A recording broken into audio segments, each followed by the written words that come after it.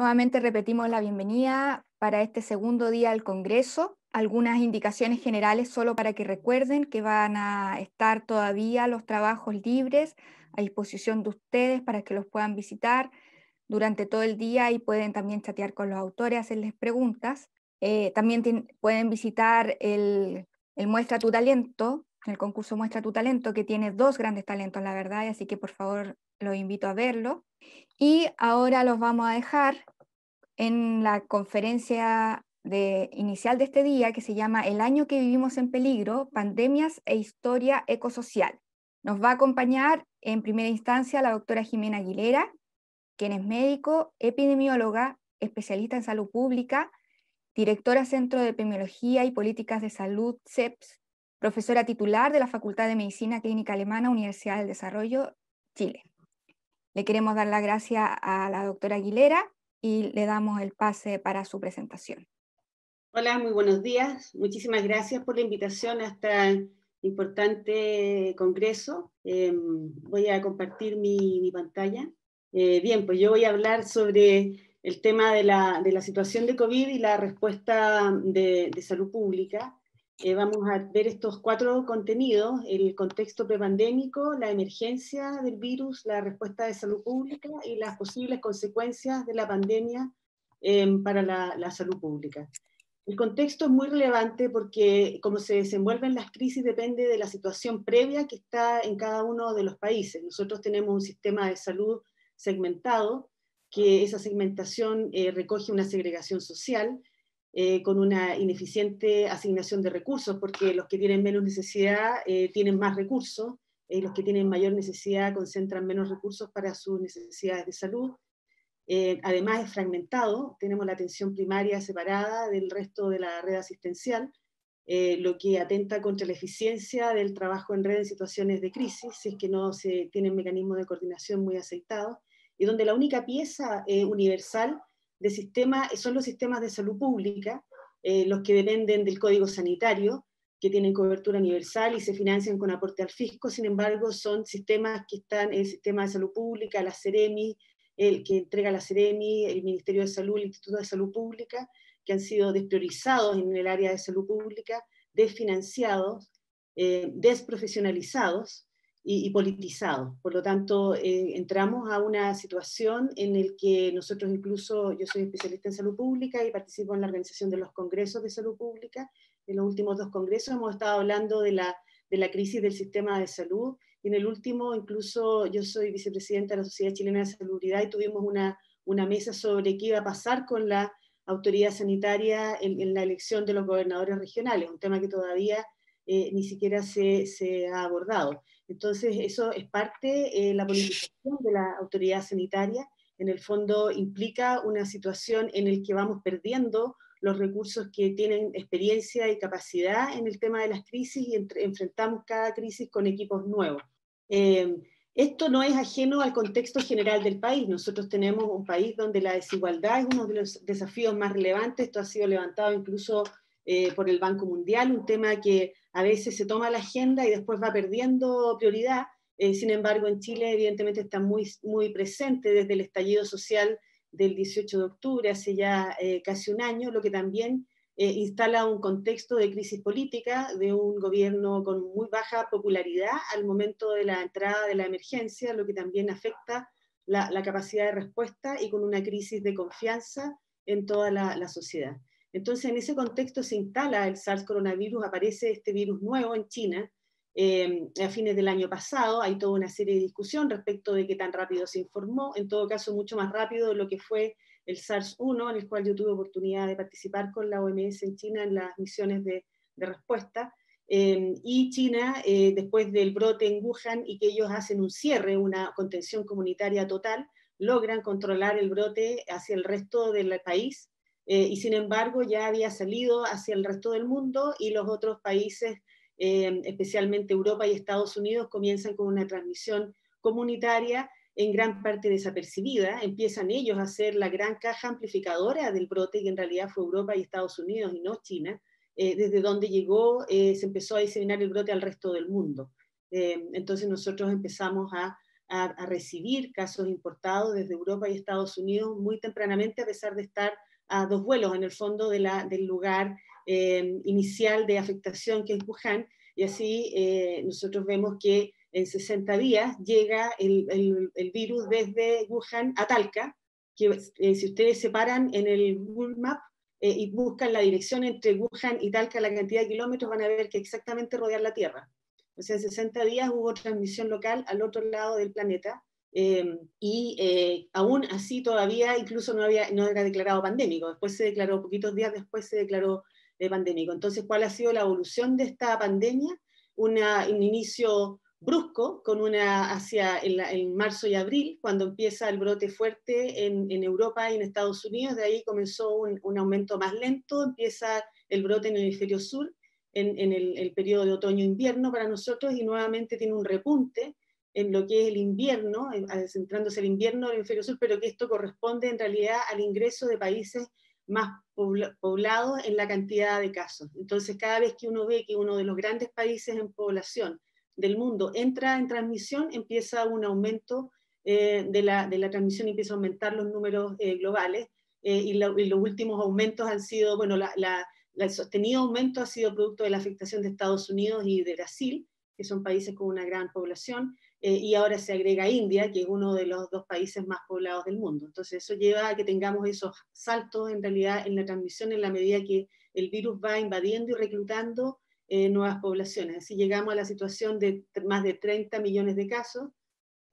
más de 1 millón de muertes, y con una tendencia que aún está creciente. Entonces, en esta situación global, en realidad es un resumen de la situación diversa de distintos países que han pasado por distintos momentos de transmisión, y que van marcándose en los distintos mapas que ustedes puedan ver.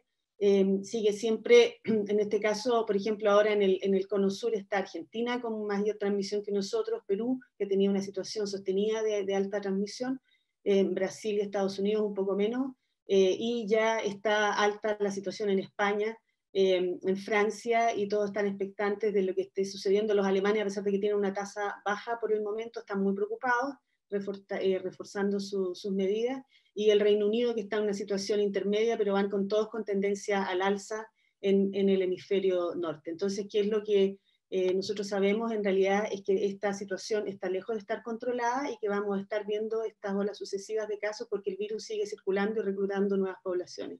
¿Qué es lo que pasa en Chile? Bueno, nosotros hemos sido uno de los países fuertemente afectados. Tuvimos la entrada del virus al principio, a finales del verano, por lo tanto hemos tenido todo el otoño y el invierno para su desarrollo.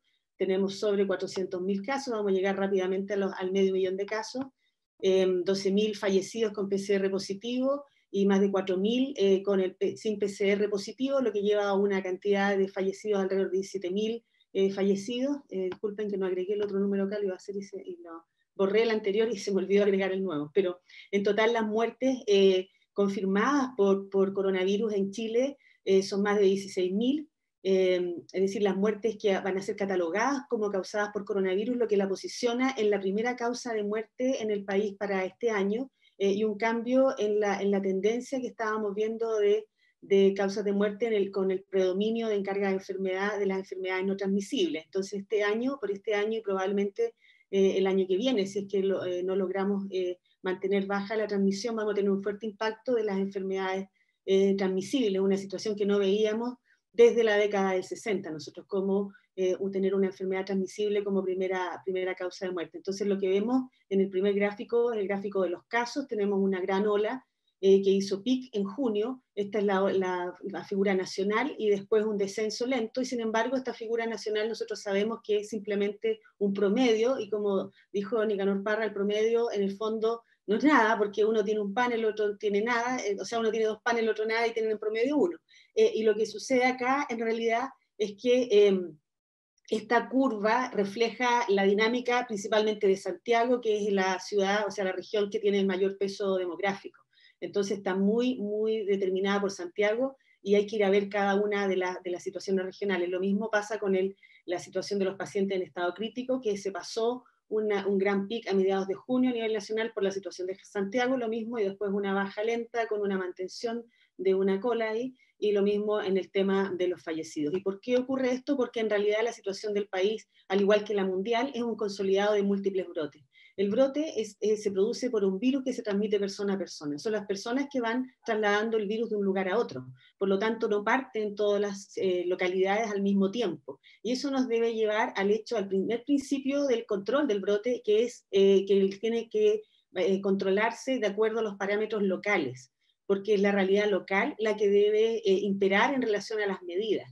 Entonces, hay medidas uniformes que sirven para reducir la velocidad de transmisión, que ayudan a contener. Sin embargo, las estrategias deberían ser fuertemente definidas a nivel local, porque en cada localidad el virus ha entrado en distintos momentos y ha tenido crisis en distintos momentos. Aquí se ve, por ejemplo, esta es la curva de los datos que publica el Ministerio de Salud. Esta lila que está aquí es la de la región metropolitana, que era la más alta, hasta que Magallanes tiene su gran despegue en este último tiempo, en el cual no se ha logrado todavía bajar y que llega a tener la tasa de ataque más alta de todas las regiones del país.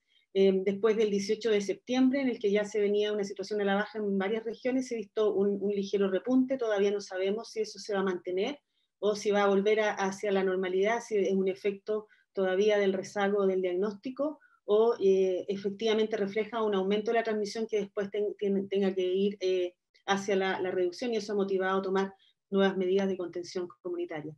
En cuanto a los fallecidos, tenemos un alto número de fallecidos. El exceso de muerte lo observamos sobre todo en el mes de mayo, junio, julio y ligeramente en agosto. Septiembre todavía es prematuro para decir si se normalizó el exceso de muertes, porque recuerden que la defunción, a pesar de que ocurre en un momento bien definido, el registro en el registro civil no es inmediato después de la muerte, a pesar de que a la gente le cuesta entender eso. No es que los muertos queden ahí esperando, sino que la gente saca un permiso de sepultación y todo el trámite del registro a veces es un poco más lento. Lo que sabemos de las muertes es que se concentran en los adultos mayores. De hecho, esta es una gráfica del número, pero si uno viera la tasa de estas personas, vería que los mayores de 90 años, por ejemplo, el riesgo de morir fue del 25%. Y el riesgo de morir en general de los casos en Chile, del total, que es la letalidad, es menor del 3%. Entonces tiene una variación muy importante dependiendo de la edad.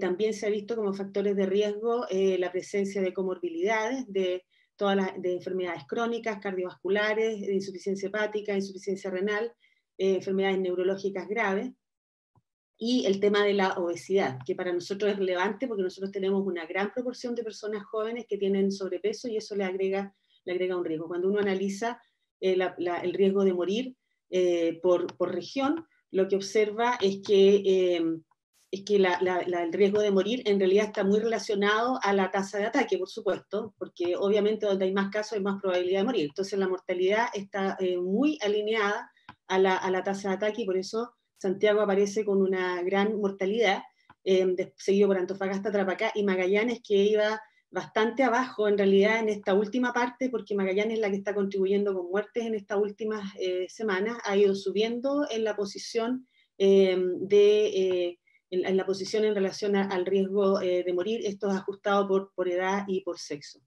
Entonces, en las zonas del sur en realidad ha tenido una menor mortalidad que el norte, que tuvo brotes más altos en forma más temprana en este año. ¿Cuáles son los parámetros epidemiológicos que nosotros usamos para las medidas de control, que son la base científica, digamos, de las medidas de control? Primero hay que pensar que cuando este virus surge no conocemos nada de esto. Entonces empiezan a aparecer esta información de estudios descriptivos que se hacen del brote, y principalmente de los primeros estudios descriptivos que hicieron los chinos, cuyos parámetros en realidad se han ido confirmando a través del resto del mundo.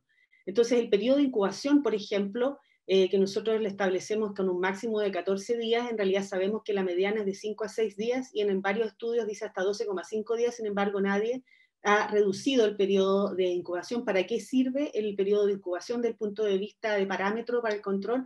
Para definir la cuarentena de los contactos estrechos. Y en eso tratemos de distinguir la palabra cuarentena, que es para los contactos. La cuarentena se aplica a personas sanas, de lo que es la medida de aislamiento, que es a los enfermos. Entonces el periodo de incubación se usa para ello. Los mecanismos de transmisión, por supuesto que son relevantes el identificar para definir las medidas de prevención de esta transmisión. y lo que sabemos hoy día es que es directa a través del contacto por gotícula de secreción respiratoria y toda una discusión de si son gotas más grandes, medianas, más chicas, cuál es la distancia a la cual llegan. Es muy claro que la gota que llega a menos de 2 metros es la que tiene más riesgo de contagio. Sin embargo, en ciertas situaciones puede existir aerosolización en ambientes cerrados.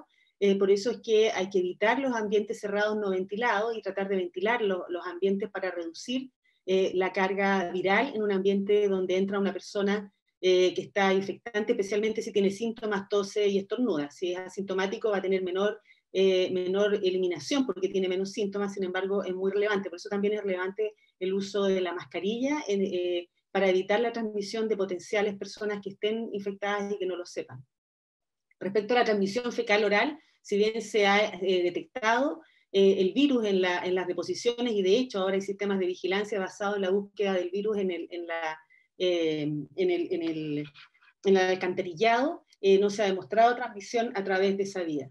Y el tema de los fomites, es decir, de la contaminación de superficies y de elementos contaminados, se considera que es importante, pero cada vez se sabe que es menos relevante en relación a la transmisión directa por las gotas de secreción respiratoria. Por lo tanto, lo más importante es focalizarse en todo lo que es la transmisión directa de persona a persona. La transmisibilidad, que es la probabilidad de que una persona contagie a la otra, es todavía incierta. El periodo de contagiosidad se ha aprendido sobre esto, que en realidad al principio se pensaba que era similar al periodo de incubación, pero ahora se sabe que va desde 2 días previo al inicio de síntomas, lo que es relevante, porque una persona empieza a contagiar antes de tener síntomas, y hasta 8 días posterior del inicio de síntomas. Por eso es que nosotros como Consejo Asesor hemos pedido el acortamiento del periodo de aislamiento de los casos, porque dejarían de ser contagiantes, la mayor parte de ellos, las personas que tienen pocos síntomas, los que no tienen ninguna condiciones de inmunosupresión, a los 10 días ya no estaría nadie contagiando, 10, 11 días.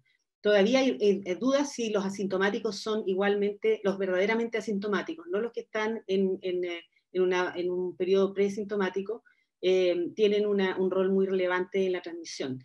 Se desconoce todavía el tema de la inmunidad de corto y largo plazo, se ha ido aprendiendo respecto de eso, el tema de la inmunidad celular. Lo que se sabe es que existe un nivel de inmunidad, lo que no se conoce todavía es cuánto dura esa inmunidad.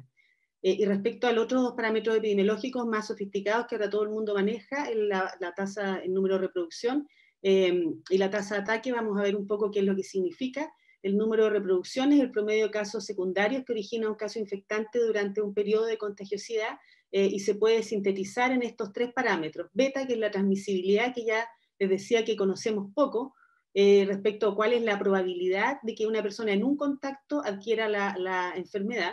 Y esto en los modelos matemáticos, en el fondo, lo que hacen es usar un estimador de alguna otra enfermedad de transmisión respiratoria similar.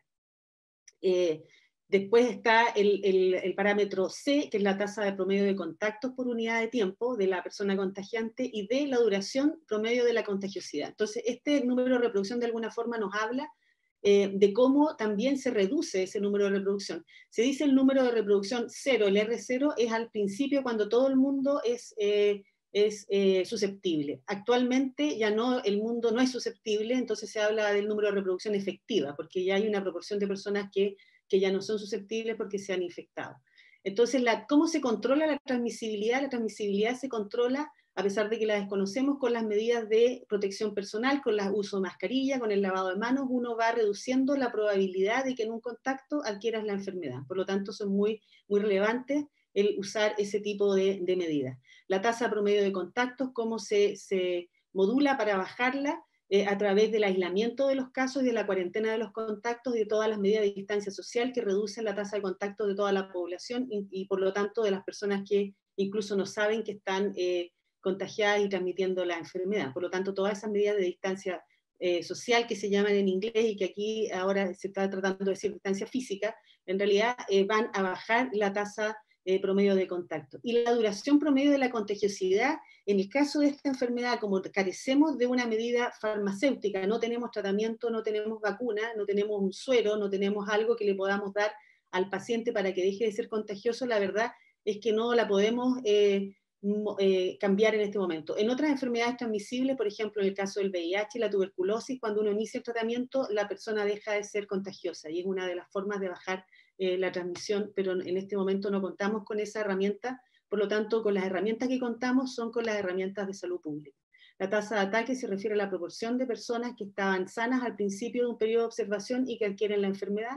Ha sido bien variable la tasa de ataque en las distintas ciudades, entre las ciudades, cómo se estima esta tasa de ataque, no a través de las notificaciones, sino de los estudios de seroprevalencia. Esta es una publicación que hizo el New York Times de distintos estudios de seroprevalencia en distintas ciudades, y lo que nos dice, por ejemplo, que en Nueva York, después de la primera ola, antes de ahora, tenía la tasa de ataque de esta ciudad la más alta, alrededor de un 20%, Londres 17,5%, Madrid 11,3%, nosotros en Santiago, en un estudio que estamos haciendo en la universidad, llegamos a alrededor de un 8%, y lo que vemos es que existe un 80% en Nueva York que no se había enfermado, más de un 80% en Londres y casi un 90% en Madrid, lo que significa que hay un amplio espacio para tener olas sucesivas de transmisión y que esto no es corto y que no lo vamos a lograr controlar sin una vacuna que logre una inmunidad de rebaño, porque la inmunidad en forma natural a través de las olas va a durar bastante tiempo. Si ustedes se fijan, en Mayor fue un brote bastante grande y sin embargo la tasa de ataque que tiene todavía está lejos de lo que uno esperaría como para que se saturara, digamos, y la tasa bajara naturalmente. Entonces, ¿cuáles son los pilares de la estrategia de control? Las medidas de prevención para bajar la transmisibilidad, la detección y aislamiento rápido de los casos, el rastreo y la cuarentena rápida de contactos y la distancia social. Entonces, estas medidas de lavar las manos, mantener distancia, usar mascarilla, reconocer síntomas con autoaislamiento y consulta precoz son muy relevantes de estar insistiendo en ellas continuamente y de que sea de estudiar con las ciencias sociales por qué la gente no adopta las medidas, el tratar de saber por qué las personas qué barreras tienen para tener estas medidas, el tratar de ayudarles en que las puedan sostener, y para eso es muy importante la cercanía y los territorios.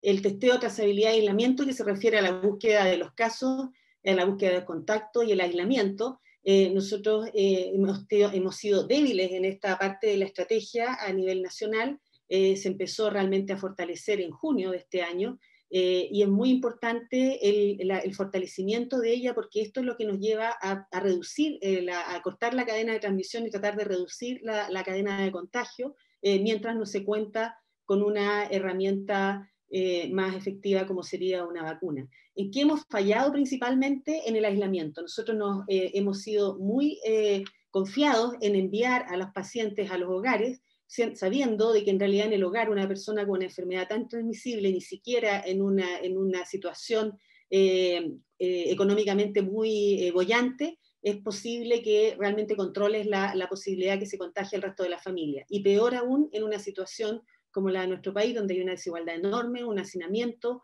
donde las personas, por ejemplo los migrantes, les arriendan piezas, viven familias completas, situaciones muy precarias donde es imposible mantener el aislamiento. Pero lo que yo quisiera decirle es que no solo en esas situaciones es difícil mantener el aislamiento, sino que incluso en las mejores condiciones materiales de vida es difícil mantener el aislamiento. Entonces hemos fallado en el hecho de que, a pesar de recomendar de que las personas incluso las hospitalizaran al principio para mantenerlos aislados, o bien a las residencias sanitarias. Para mí, en realidad, lo más natural es que las personas estén hospitalizadas en una capa de baja complejidad donde van a estar monitorizados y seguros de que están aislados.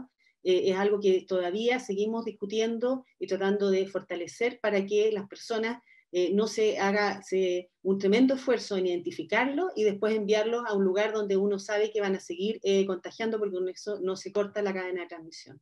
Y el tema de la distancia social, el confinamiento, que aquí se les dice cuarentena total, que en Estados Unidos en inglés se les dice lockdown, son medidas poblacionales que ayudan a reducir la tasa de contacto, y dentro de las medidas de distancia social también están las medidas en puntos de entrada del país y también de las regiones, para evitar el traslado de la contagiosidad de las personas contagiantes de un lado a otro. Las medidas de distancia social son un sostén para implementar adecuadamente el testeo, la trazabilidad y el aislamiento.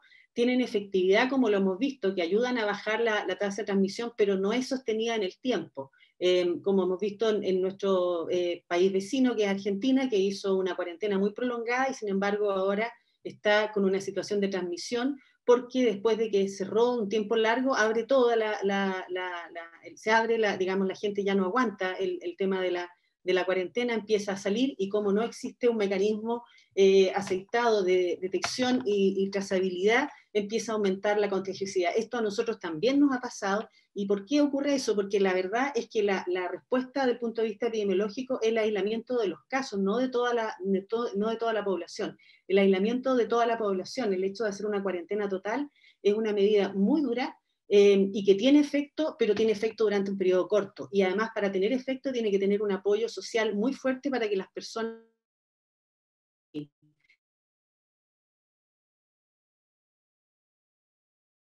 La nuestra. Sin embargo, se sigue recurriendo a ella porque ayuda a reducir la velocidad de transmisión y por lo tanto reducir la demanda asistencial bajo el umbral en el que se pueda responder, pero no es la medida. En realidad la columna vertebral del control es la detección y el aislamiento de los casos. Entonces, en los elementos centrales en la estrategia nacional, vamos a revisarlo rápidamente, ha sido una coordinación de la respuesta, el tema de movilización social, las medidas de salud pública, la preparación de la red asistencial y la planificación de las continuidades de los servicios públicos. Vamos a ver muy rápido esto, ustedes lo han visto, lo hemos visto nosotros. Como coordinación de la respuesta nacional, no podemos negar de que ha habido un compromiso político, de que se han dedicado recursos, no necesariamente lo suficiente y no lo suficientemente rápido. Sin embargo, hay una coordinación de la respuesta a nivel nacional.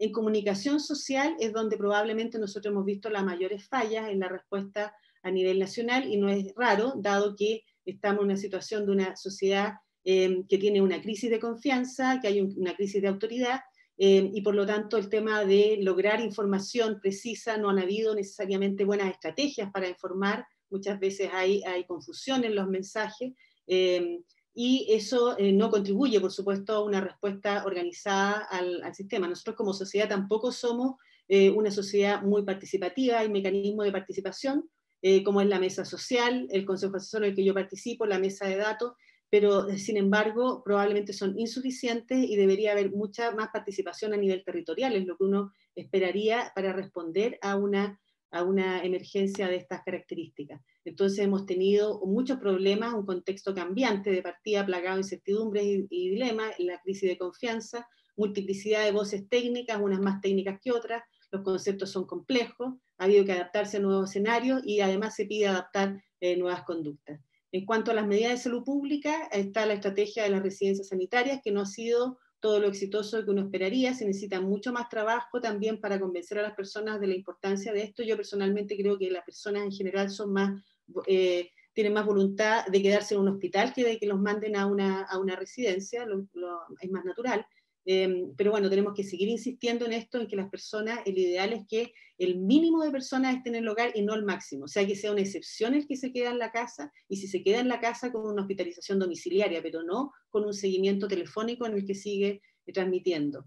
En el tema de detección y aislamiento hemos tenido una gran amplificación, ahora son más de 100 incluso laboratorios de la red de laboratorios COVID, lo que ha permitido ir sostenidamente aumentar la cantidad de muestras. Sin embargo, todavía necesitamos ser más oportunos para tener una estrategia de testeo y trazabilidad más efectiva.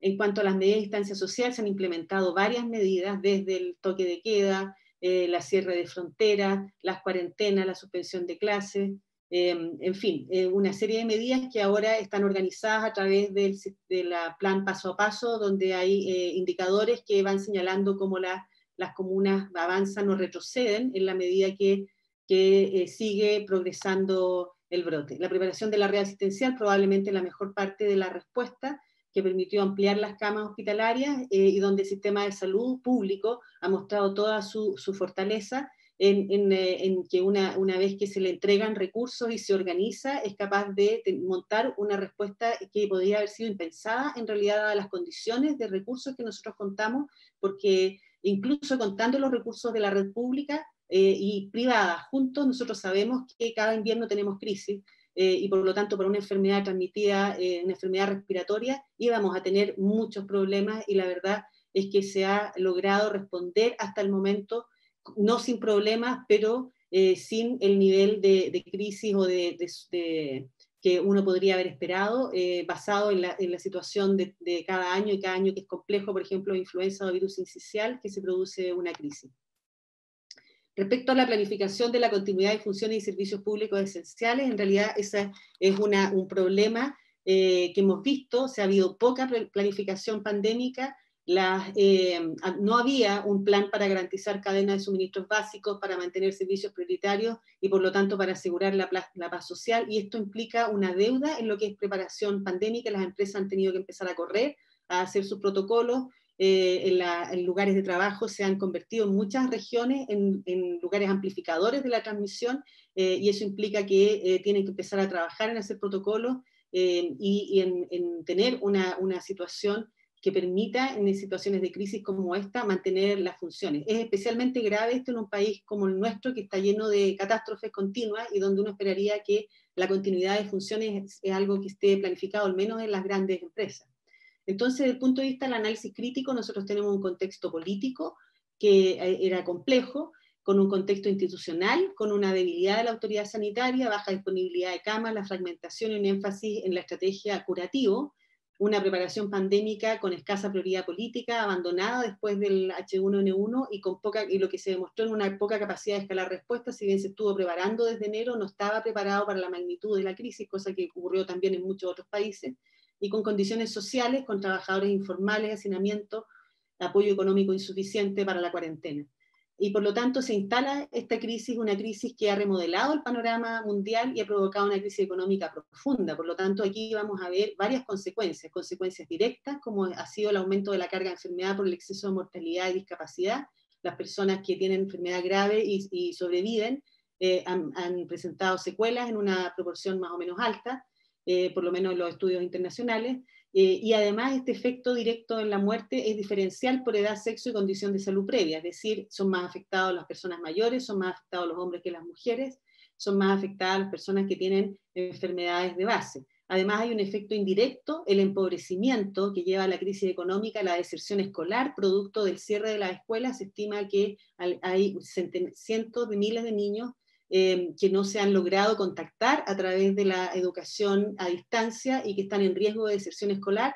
Estos dos efectos, el empobrecimiento y la deserción escolar, son efectos con un impacto a largo plazo en la situación de salud, porque son los determinantes sociales más relevantes. Por lo tanto, hay un efecto indirecto muy fuerte de la pandemia, y no solo de la pandemia, sino que de las medidas de control de la pandemia.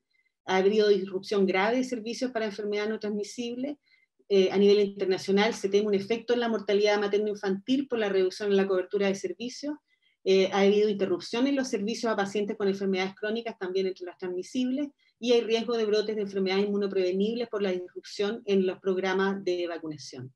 Por lo tanto, ¿cuáles son las implicancias para las políticas de salud? La necesidad de fortalecer los servicios esenciales de salud pública, es decir, de rebalancear el tema asistencial hacia la salud pública, hacia el enfoque colectivo de la salud, los sistemas de vigilancia, alerta, respuesta y emergencias, en no enfatizar solamente en lo hospitalario, que es muy relevante, pero no es lo único relevante, y aquí lo hemos visto con mucha claridad. Necesitamos superar los obstáculos estructurales derivados de la segmentación y la fragmentación del sistema, que afectan la capacidad y la resiliencia del sistema de salud, y una planificación muy fuerte y un trabajo intersectorial e interdisciplinario para enfrentar los desafíos derivados del contexto global y las consecuencias a largo plazo de la pandemia. Entonces, en síntesis, hemos visto el contexto prepandémico, hemos visto cómo fue la emergencia y la situación actual del coronavirus, cuáles son los pilares de la respuesta de la salud pública, un análisis crítico, y el impacto y las implicancias. Muchas gracias.